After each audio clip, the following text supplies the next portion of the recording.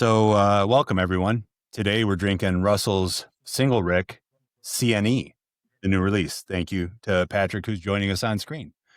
You know, I thought I was done chasing bottles, and then Russell's decided to release Single Ricks, and then, well, here we are. I have them all. So I just want to say that, you know, when it comes down to it, like people have like love languages and stuff like that. I have Rickhouse languages for Wild Turkey.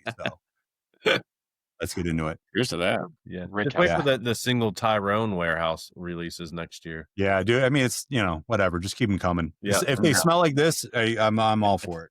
Oh, I'm yeah. not all for the price points, though. I wish that was not the case. Yeah. Well, it's to All keep right. secondary, you know, from going crazy, right? Yes. Dustin and Yeah, Zach? exactly. That's what it does. Because they don't just sell it on even more now on secondary. We talked about that on our live stream. Oh, yeah. Yeah. So, Oh man. I mean, this is like cardinally jamminess, wonderfulness. That's my notes. Wow. Yeah. Mine's a little more juvenile. It's like an orange orchard, like on fire, like the whole. It's like a forest fire of orange trees. Sorry, Zach. There's a police chief somewhere in some town that Norm is from going, that's him. I think the accelerant was gasoline too. So He's always setting stuff on fire. I tell you, this guy. It's pyro. It's always gasoline. It is kind of weird now that you think about it. So imagine you're walking down the aisle, Home Depot, and you're holding an orange in your hand, and the other lumber. That's what we got here. man, good notes. And I'm getting like a nice, rich, dark date like sweetness on the note. I'm going to come out of left field here completely and say that I get like cherry cola.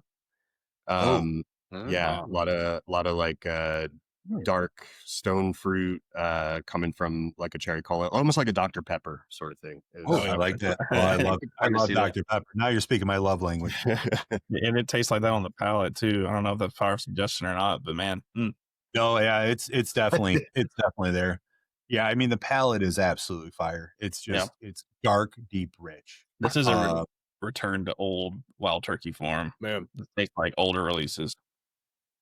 So I've been telling everyone, I've had this bottle for a couple of weeks now, and I've been telling everyone that like maybe this will make sense, or maybe it's silly to say it like this, but this is the Stag Junior of Wild Turkey. Yeah, like this is absolutely the punchiness of Stag Junior that you know Stag Junior brings to Buffalo Trace, but for Wild Turkey. Definitely. It's almost. I love that you said that because I was getting like almost a youthfulness to it. Like it was like bold, brash, like almost like disjointed in a beautiful way. Like it just slaps you and tells you it loves you at the same time. My best friend and I, we have a saying for whiskeys like this, and they bend you over the tailgate. Yeah, they do. So Norm, what do you got? SRP is 300 on this, right? Yep. Okay. I'll touch on a couple other stats real quick. Obviously, this 2025 release, Single Rickhouse, is from Camp Nelson E. This is the highest proof Russell's ever released to date, 128 proof. Wow. It doesn't drink that way to me. 300 is MSRP. It's not age stated, but generally it seems to be considered 12 to 15 years old. And the Camp Nelson E Rickhouse is kind of tucked deeper in the trees on the property, so they specifically call it a shadier, cooler, slower aging microclimate compared to other Rickhouses. So that might contribute to the youthful note you guys are picking up on. And these all come from the 5th floor of the 7-story Rickhouse. Yeah, closer to the stream. And they said that gives to a more nuanced, less aggressive oak profile. I would agree with that. I mean, in that statement, 100%. Yeah. Norm, what do you got? Man, there's some crazy stuff going on here. Like as far as like it does taste older to me, but in a very good way. I think it's that shade aging they're doing or whatever. It's not like over oaked. It's not super cherry. It's none of that. Well, I don't want to go too deep, but it tastes older to me, and I'll save some of my notes. Oh, now we got secrets. Notes. We'll get into it at scoring. Yeah. There's getting a lot of berries now too. Just berries popping up, especially in the finish. All right. So before we get into scoring here and pull up the sheet, We have a Discord. It's free for everybody.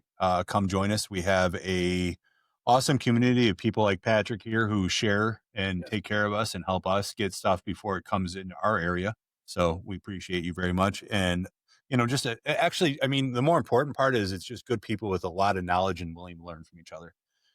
We also launched our Patreon, and there we're going to do barrel picks. We have our first 2 bottles coming out in less than 2 weeks. An Irish backbone and a fusion backbone. We're excited for those, and if you join Discord, we'll tell you all about it. So, and Patreon. Yeah, come on. All right, with that, I am excited for this part. Wow. Oh, this is new. I'm gonna have to figure that one out in editing with 5 people. So, I'm gonna go. Oh, I'm gonna. Oh yeah, no, Patrick, that's right. We're gonna let Patrick. You know our scoring. You've seen some of the videos, even they're crazy at work. You go first. Okay, so I was thinking about this all day, actually, because here's the thing. I do think so. When CNF was CNF came out, it was the first of the single Rickhouse series, and I thought there's no way that they could, like, it's done, right? There's no way that they could really top CNF because that's fantastic. Yeah. And then they had to go and come out with this, and like, sometimes I get a little bit, when I'm trying to describe the experience of drinking a whiskey, tend to get a little bit abstract. And I'm going to say something here that might sound insane to everyone except for Zach, because he's from the South. This is whiskey that you can drink on the back porch in the South, humid summer, mosquitoes, everything, and it's going to cut straight through all of that. And so what it does well, it does really, really well. And like, I would almost put it on the same quality level as Russell's 15, which sounds crazy, but it's doing all the things that Russell's 15 does well, but they're different things. So it's like a similar quality with a different profile, let's say. For that reason, I'm going to give it like an 8.9. Like, I'm not going to say it's quite legendary, but definitely looking for a backup of this one. Yeah, absolutely. All right, we'll go in order of the screen. So Justin, you're next. Okay, so I'm struggling for a score here. I'm in between here. This is tough because 300 is a rough price point, because this is more than Beacon. So price. Yeah. Well, yeah. The palate and everything, fantastic. This is definitely the best turkey product I've had since Russell's 15. But 300 is rough. The palate and finish is ridiculous. The finish is still going. 7. He's tortured. 7.8. 7.8. Wow. 7.8. Justin, right, you're not, Norm. you're not going to be alone in this. So I agree. This is one of the best Russell's products that I have. I really enjoyed Beacon. I enjoy Russell's 15. I actually enjoyed that at Russell's 13 that we did. So the nose was this all orange oil on fire, a bit of oak. The palate was, like I said, it felt a bit older, orangey, oaky, and mint. I was getting mint on the finish. That just kept going and going and going. Man, I wish I didn't know the price. I wish I just had this blind without knowing the price. I can. This is an experience whiskey. I'm getting an experience here. I'm not getting a $300 experience. It's close, but I'm not quite there. Man, I think I just had to give it an 8 for what it is. The price is too much. I think they're way overpriced. You like Beacon more? I do. Yeah. I won't bury the lead here. I'm gonna go ahead and throw it I like it more than Beacon off of memory from the solo review. I like this more than CNF off of memory. This is the best turkey product I've tasted this year personally. So all that being said, I'm gonna give this a 9.1. I think this is definitely bottle of the year type stuff right here. I think it's in that conversation. Absolutely. The price point is the only thing that probably keeps it from edging up even further, in comparison to my current scored bottle of the year is Jack Daniel's 14, which is Yes, significantly sir. cheaper technically on retail, but also not in secondary. So all that being considered, I think it's there. So I'm gonna go in depth here for a second. So flavor wise, I love the orange note. It's got a boldness and a brashness that I love. It has this wonderful, like, you get a nice oak, you get a lot of char, you get your typical, typical notes, whatever. I love what Patrick said about the Dr. Pepper, 1,000%. That is a home run. Um, I get orange, but I also get like jammy fruit, which is weird. Deep dark fruit. Like, it's not like, it's like if you took the filthy dirty cherries and you muddled it with like some kind of like mixed berry jam. It's just got a whole lot of fruity jamminess going on for me. Um, Here's where they all lay for me. Beacon is complex, layered, more of a sophisticated sipper. This is brash in your face. It lets you know it's there, but yet holds you and tells you it loves you at the same time. It's a weird, complex thing. Yeah, it gives you a noogie. Yeah, exactly. It's like, but yet it loves you. Little brother. I think of the single Ricks, this is the best single Rick for me. I agree. If you like sweet and sour, CNF is your jam. If you like more of this, like bold, in your face roller coaster ride and with this delicious fruit, it's better. It's better. So I just wanted to make sure I touched on all that to make sure people kind of got some answers. Hit me up in Discord. I mean, Patrick's another one. He has them all. I mean, this is an amazing whiskey. I do believe it's whiskey of the year contender. I don't think it's in there. I don't think it'll win, but we'll see. It's a 9 for me. I do think it's definitely, and it's a legendary pour of single Rickhouses. This is the legendary one of them so far. Nice. So yeah. Well, a lot to say. in the description down below, guys, we have our ratings app. You can go there, check it out, compare all the Wild Turkey stuff against each other here from all of us. It's got links to our other videos, so you can go and look at that. Look at our Beacon reviews and Russell's 13 batch 6 in there. Rank your pours against ours. See kind of who you align with. So one of the lines I looked up, and it said, instead of chasing dreams, I'm chasing Rickhouses. Like I'm now at that point. I should have said that in the beginning, because this is Patrick's right. This is one I rarely say price be damned. I would back this up. Yeah. I'm about to. It like completely wasn't on my radar either. Like I saw it come out, and I was just kind of like, whoa, I didn't even know that they were still doing that. And yeah, it was like totally not on my radar, but I was like, listen, I missed CNF. I missed all the other ones, CNB. So if I see it, I'm going to get it. And I'm so glad I did, because it like easily became, my favorite of them. So Patrick, you this is an interesting question, because I think this applies to some people when they're doing it. Yeah. I think for me, this is more in the vein of CNB flavor wise, with that dark, rich, like that oaky, that path, than it is anywhere near CNF. Like, I think it's like they're diverging points. Yeah. So I think personally, I think CNF tends to be, and this is true of the single Rickhouse and the private, barrel selections. I find CNF to be like the iconic turkey. Like, you get a lot of medicinal cherry and oak and rye spice and things like that. CNB to me was like very, almost weirdly herbal, like for turkey. And so I do see some parallels between this one, but this is like the dark side of turkey, right? Like, it's like the cola, the really punchy. And actually, I had a question about that, Zach. Is this the one? Because I know CNF and CNE are right next to each other, and one of them faces the river. Do you remember if it was this one? Yeah. No, this one does not face the river. I think CNF faces the river, because it gets those river drafts off of. Okay, gotcha. Yeah. I was comparing it to CNF as we were doing that whole thing, just for and this time CNF didn't come off as sour at all to me. Because you have the influence of this, which is crazy. I know. Yeah. So these were to me, CNE just took CNF and like gave it a noogie.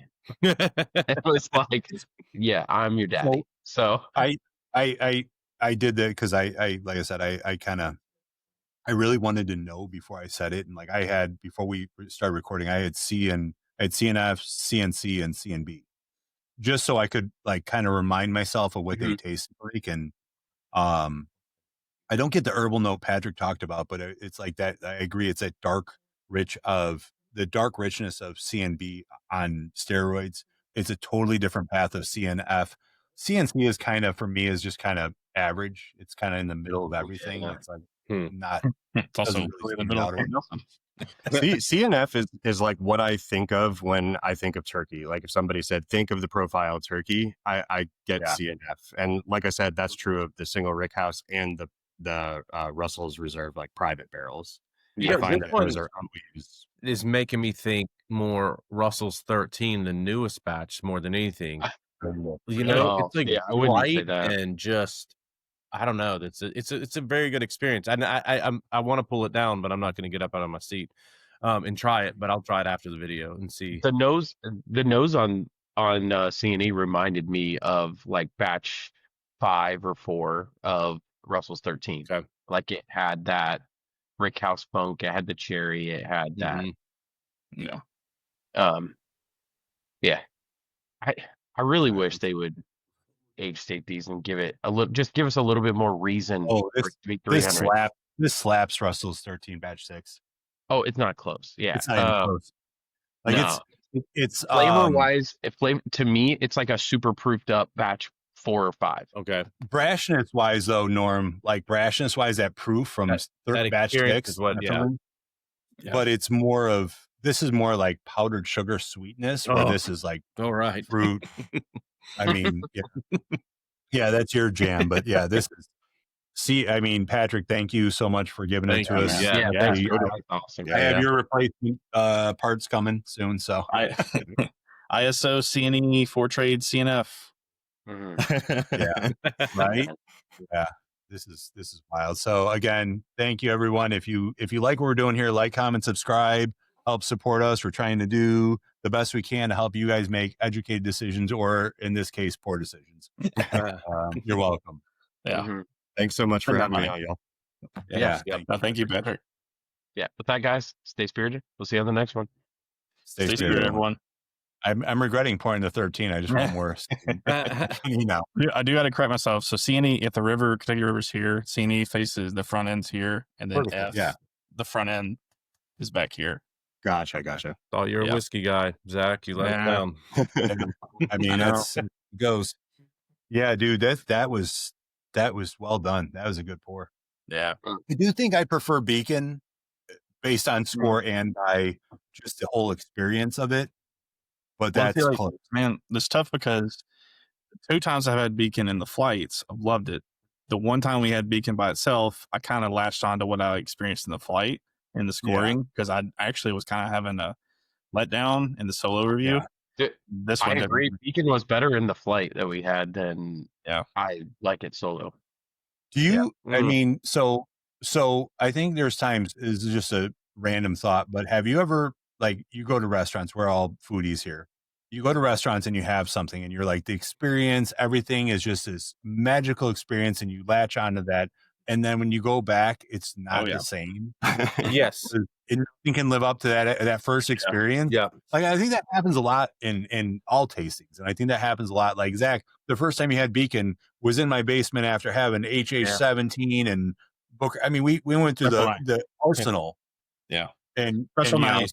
It did hold up really well in the blind too. I mean, it was 3rd place, I think, right? So 3rd place, yeah. I mean, and that's no Beacon was 2nd place overall for me. Yeah, no, for golf score, Beacon was 2nd, and I think Generations was over Beacon for me personally, but yeah.